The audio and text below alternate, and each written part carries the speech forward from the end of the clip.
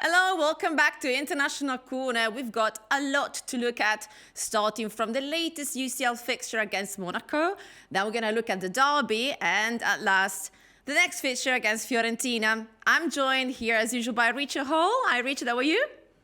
I'm very well, thank you. Different settings for me today. I'm on the move, so apologies for no Inter shirts in the background. But yeah, very happy, especially after the derby, of course. And yeah, it's good to be back so soon. Yeah, we're going to look at the derby just in a second, because like I said, there's been a bit of a turmoil, a whirlwind of emotions in the last two matches, because we went from a very, very special night against Monaco in the UCL when, of course, Lautaro Martinez with a hat-trick, a match that turned our way pretty much from the start, of course, with the penalty, and then, of course, Monaco being one man down.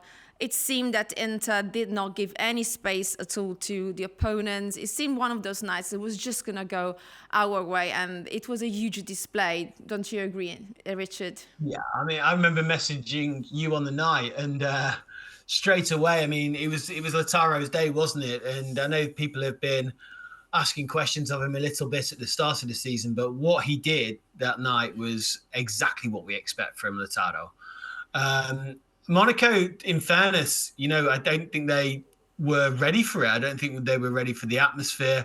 I don't think they were ready for the game in in the wholeness of it. And the way we came out of the starting blocks was incredible. We've talked a lot about Marcus. We've talked a lot about all of the team and the main key players. But again, it feels, with Lautaro's penalty, and then he goes on and on. I actually at one point thought this could get quite embarrassing for Monaco. I think. Yeah, do you remember that also at one point they were actually 10 men on the pitch because one of the players got injured at the last 10-15 minutes. If I remember well, so it could have gone really bad for them. And we saw on the night also some interesting debuts as well. Do you remember? We have also one of the lads from our under-20s, Giacomo De Pieri, and you could see as well on that occasion the effort of the team with Nicola Barella and all the other teammates supporting him and motivating him and just do what you can do. We trust you. We appreciate you. We believe in you. And that match, I think this sentence is what that match embodies, This is the Inter that we all know. This is the Inter that we have seen over and over last season. And the message to AC Milan was clear from that game because we had our men, Lautaro, of course, on fire. Then we had Thuram again sprinting and destroying the defense, really. And then again, Dumfries with his, we don't know. he's like a hybrid player for me at the moment. Do you remember any other matches where we had in the UCL a hat trick? Do you remember any? Oh, now you're asking me. No, on the spot. I'm asking you on the spot, but I'm asking you because I've got the answer here on paper. Or let me think, because I've been working with you guys for a while, so yeah, but that's like in the range of 20 years ago. Again, there you go with the old joke straight away. Yeah, I'm going with Adriano in March 2005 against Porto, and in November 2005 against Petrarca, and then one of your favorite players, if I'm not wrong, Samuel Eto'o, in September 2010 against Werder Bremen. Oh, yeah. Good Lord. Yes, I remember that game. I remember that game really well, actually. Now you've said it. Yes, that was, I remember that one very much so. Because Werder Bremen at that time, with the likes of, I think, Diego was in that team, and a very, very, very qualified team. Really, really heavy. If you remember at the time in the Bundesliga, Werder were really flying high, testing Bayern at most points. So that was actually a bigger win than we probably see it now. It was we need to respect the levels that Werder were at that time. And anyway, with 3 goals on the night, Lautaro Martinez reached 17 goals, equaling Sandro Mazzola's Inter-top scorer between European Cup and UEFA Champions League. So Lautaro again keeps breaking records and milestone after milestone. So, but not just the attack going well. We talk about Inter at the beginning of the season having some struggles, let's say, which is not really a struggle, but there were some differences between this season defense and last season defense. Then if you look at UCL, we had 7 clean sheets out of 8 fixtures, and that's a lot. That's a big stats to look at. What do you think about that? Well, I think it's incredible. I think that it goes a lot to say. I feel like I repeat myself sometimes, but obviously the strength in depth and the rotation that Inzaghi's done. But more than anything, I think that we cannot underestimate Jan Sommer. I think that him as a goalkeeper, the calmness, the professionalism that he brings to that back line is immense. And when you think about the deals that we did in the transfer window with previous goalkeepers brought in and then sold, and then to have Jan Sommer there, it's his, what we would say in England, his Indian summer. It's a beautiful period of time for him, and he's class personified. As what would you say? Sorry, in England, in an Indian summer. Indian summer. Yeah, it's almost like this beautiful part of the summer that's just magical. All right. And you say it normally when someone's a little bit older, so sorry for the reference, but he's almost living out the perfect part of his career. And everything he seems to do, distribution, he's taking from corners, he's shot stopping, he's almost faultless. No. And I just think he's probably the most underrated part of this Inter team for me. Do you think so?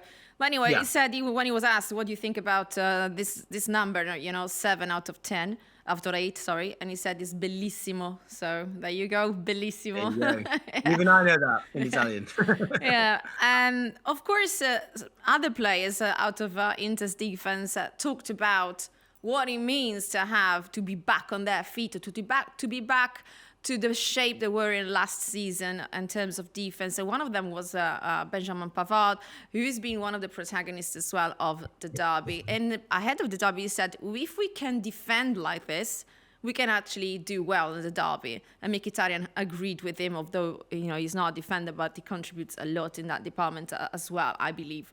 And yeah, that was key in the derby because, of course, the match did not go the way the game in Monaco went at all. It was probably one of the most the unluckiest nights I've ever seen in football in a while.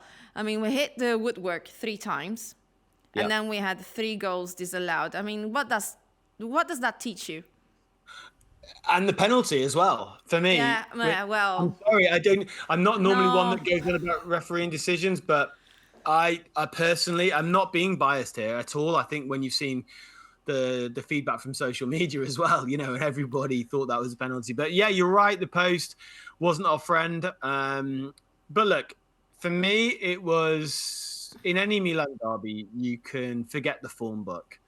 It's always going to be a game where both teams are going to really go at each other. It was a very strange derby as well. It felt for me a bit like a COVID derby because of obviously the situation with the fans.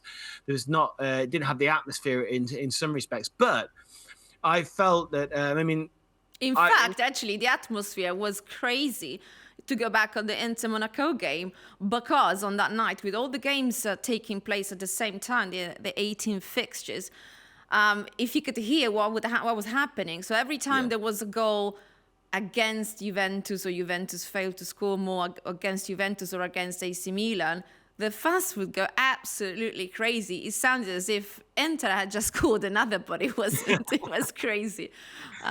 Yeah, absolutely. And I think with the derby as well, when we go back to, for me personally, just as a note, my little boy is 5 years old, and he was watching this, and it's the first time I've seen him, running around in his Inter colours and being so happy with it. But realistically, I think that sort of simulates what it would be for most fans around the world, really, because, a lot of us, we've been very lucky to go to a lot of derbies in San Siro, but sometimes, people who are watching all around the world still have that same effect and have that same feeling. And this one, I think mentally this was a win. I know this sounds really silly, but because it was so late, and I know it was a draw, but because of the last 2 results against Milan, after a really good track record of success, I feel, especially what happened later with Napoli and Roma, I felt this felt a lot like a win. It felt like we'd come back, we deserved it. It felt like justification.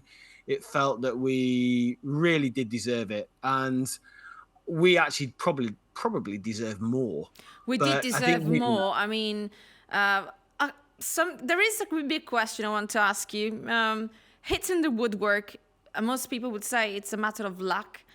Some people would say it's a matter of practice. I think in this particular night with the 3 times and also the way it happened, it was really a matter of luck. Because I remember one time he hit the woodwork on the post, and then I don't know, the trajectory of the ball magically didn't end up behind the net. It looked as if he was going to have a rebound and go behind the net, but it didn't. So it was like there was a magnet or something keeping it out of the net. It was ridiculous. Do you think it's a matter of luck or practice? I think it is. I mean, just in general.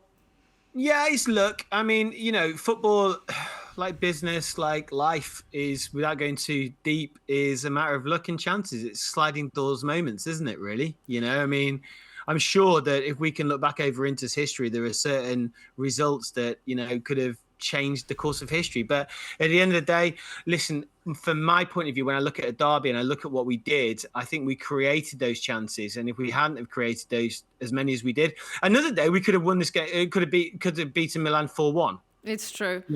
So at the end of the day, the fact of, you have to take it and look and think that 1-1 draw was incredibly impressive in some respects, because we didn't give up. And that's the most important thing for me. That's the key, because that will last us long into the season. And also, this thing about hitting the woodwork isn't in a derby. Isn't actually something that happened for the first time, because 2 of the last 3 times in Serie A in which Inter have hit at least 3 woodwork in a match have happened against Milan previously, and that happened on the 21st of September 2019. So, I mean, there's something there that clicks at that stadium, but I don't know what it is.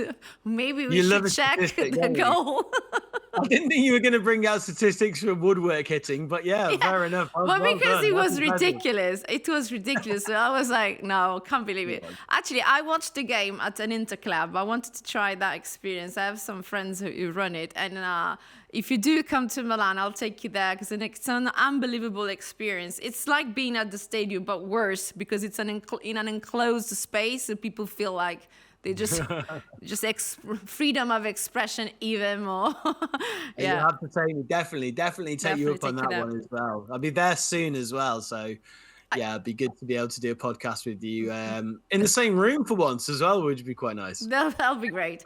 Also, on that night, we saw, of course, Inter trying so much, creating so many chances, and also stopping Leao, for example, and Pavard, stopping him a couple of times. And some would say Pavard, he needs to be more cautious with things, how he tackles players. But I think that's how you have to do it. You have to take that chance, and I think he's been very good at that. And if he hadn't done what he's done, I think the table could have turned not in our way on the night. And then it happened, a latest last-minute goal, like 1 minute before the end of a stoppage time. That goal that brought, I don't know how it came about. I wasn't expecting that, but it came thanks also to a choice that Simone Inzaghi made to side the new arrival, Nicola Zalewski, that just joined from Roma. Yeah. I mean, that's one way to debut for a team on a derby. What do you think went on in his mind? He joined the team literally 24 hours before the game. Everything, all the red tape that is necessary to be filled out ahead, of signing for a team, and then of course being able to play on the night. It's huge, and the club managed to do that, and nobody was sure if it was going to be able to do it on time, but they did it. And what do you think went through his head? I don't know, because I look at things and, if you're really good at what you do, if you're signing for a team like Inter, you know the expectations. And in a really strange way, I think it's the best thing that happened for him, because to be thrown into a situation, you could also say something about the same thing with Kyle Walker at Milan. You know, you get thrown into a situation. This is the biggest stage that you're going to have to perform. We know the derbies. We know how big it is. We know how important it is. We know the atmosphere.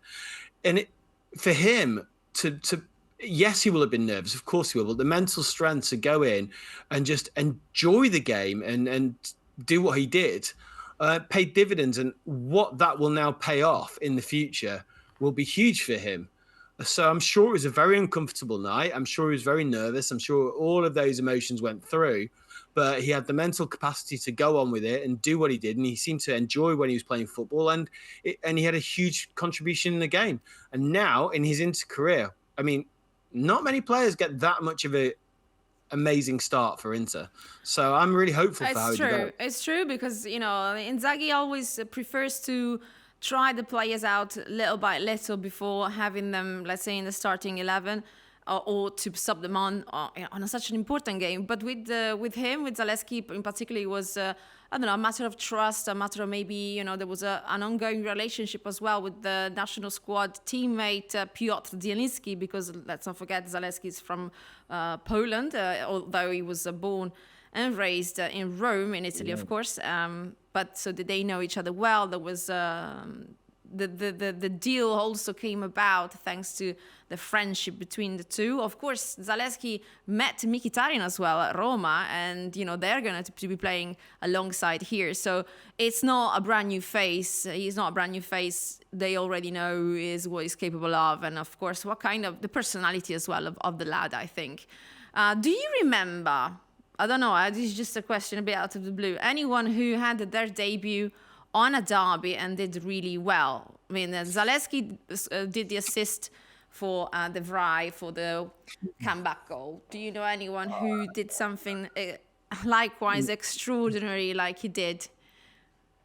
I know that Jurgen Klinsmann it wasn't his debut, but he had a really good first derby. That's something I remember. I know that Recoba had the best debut I've ever seen for Inter against Brescia, where he overshone Ronaldo. But actually, no. Do you on guys? A derby themselves, maybe we could ask somebody who's watching us if they can help us Schneider. out. Schneider. Schneider, the 4-0. The 4-0. Mourinho's what he was signed. So we played Brescia in the game before. No, Bari in the first game of the season, 1-1. Then it was the second game of the season, 4-0, right? And yeah, that was incredible. That was incredible. But yeah, of course. But you know, we'll see what Zalewski will be doing in the next games. One of the games we will not be seeing in him is actually tomorrow's game against Fiorentina, because obviously this is a play from when the game was actually interrupted for the medical emergency back in Florence before Christmas. And so we're going to start playing from minute 16th, and obviously the players that were not on the squad at the time will not be playing tomorrow, and Zalewski is one of them. Fiorentina have got loads who have just signed with the squad in the latest transfer window here in January, and won't be playing tomorrow.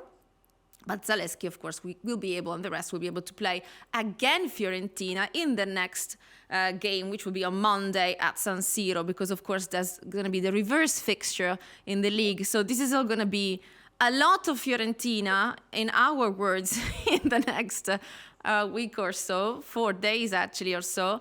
What do you think of Florence? Have you been to Florence ever? I got engaged in Florence. Oh, my God. I did. I proposed in the Beerley Gardens. So, yeah, I've done a lot of Florence. Been to see Fiorentina quite a lot of times as well. It's a beautiful city and beautiful part of the world. It's my little boy's first ever holiday as well. So, yeah, I've got quite an affiliation with Florence and people that I know there as well. Listen, I one of my worries, I know you talk about all the new signings, but Moise Kean, his renaissance, for want of a better word, talking of Florence, I mean, the goal he scored on the weekend was different level. Right. He's at 13 goals, like our friend Marcus Thuram as well, who is having an amazing season Not just in terms of scoring goals. I mean, this is overall, but 13 is quite a lot for him since he scored as much as that for the whole of last season. Moisekin. Yeah, he's really a player who I think that does well when he's a big fish, should we say, in a small pond. And I don't mean that to any disrespect to Fiorentina at all. I think that he's really flourishing there, and he's been spectacular in having that frontal area where Fiorentina, I think they've lacked it in some ways for a long time.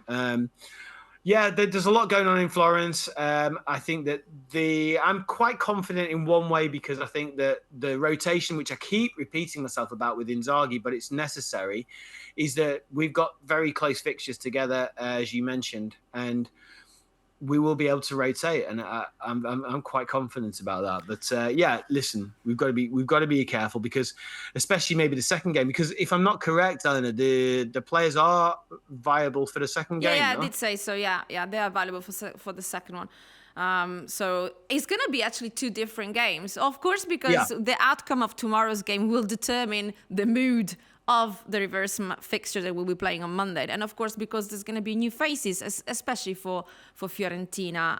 Fiorentina are having quite a good season, but you see this season, they've just won against Genoa. They're fifth in the league with 39 points under Palladino's guidance. And Palladino is going to be rejoined with some of his old acquaintances, Pablo Mari at Monza. So who knows who that will bring on for him. Also, talking about fixtures with the same team in a very short period of time. Do you remember anything similar that happened in the past with Inter, involving, again, the same man, Samuel Eto'o, one of your favorite Inter players? Do you remember? Yeah, that goal, that touch. It's obviously we're talking about 2009, 2010. Yes. Yeah, it's just again in the Frankie, Samuel Eto'o, just the way he brings the ball down. It's just that team that season, everything worked. And I think we talked about Schneider before. When he came in, he seemed to just click everything into gear, and it just seemed to complete everything. But when you look at with Eto'o, that's just that. It's very rare that Inter have had a player who, he wasn't just a typical number 9.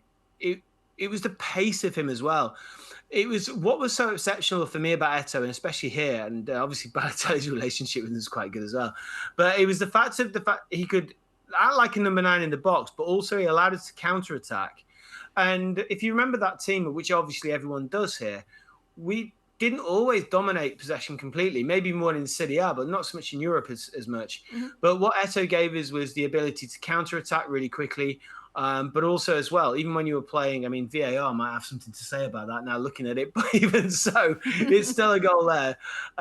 He just multi-talented. So and obviously in the Coppa, he was amazing that season. We're talking about the 10th and the 13th of April 2010.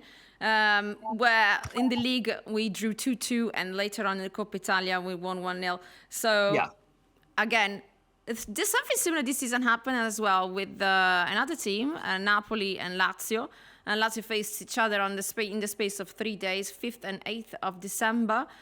Both matches won by Lazio as well.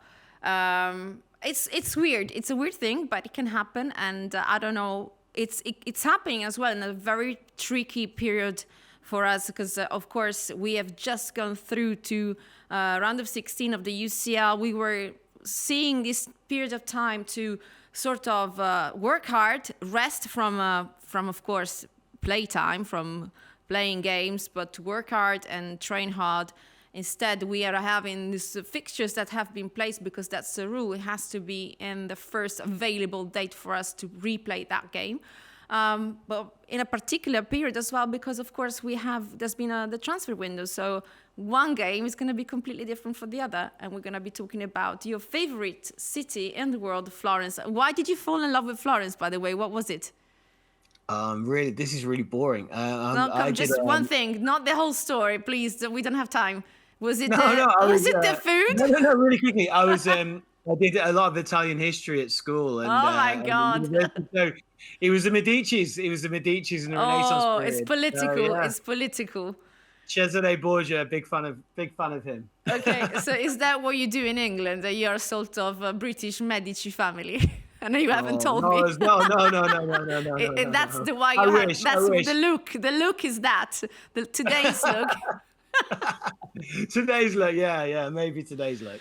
So it's Not the it's normal. not as how can I say, as dull as the food, you know, the Florentine steak or the excellent Oh, the wine, Prosecco, the Florence hills. it's a beautiful place, and it's one of those places that, you know, it's. I always say to you, Italy's one of the most beautiful countries in the world, and you're very fortunate to have what you have.